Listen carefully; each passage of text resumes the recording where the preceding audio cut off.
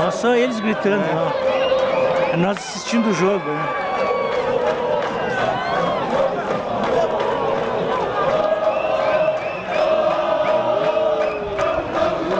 Chegou o Marcão.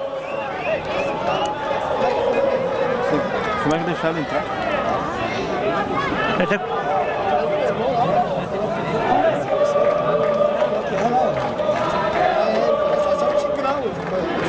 Só lembrando, Fabiano, que no intervalo do jogo de Glória em São Paulo, nós teremos então aí, brinde as mães que estão esperando da Glória. Não tinha fila lá, Marcão? Lotado. Tá lotado ainda? Lá é aqui. É, também se for liberar os portão às 2h30, aí é brabo, né? Vamos, Glória! Ainda tem fila lá ainda, Marcão? Tem, sempre. Da BR ali.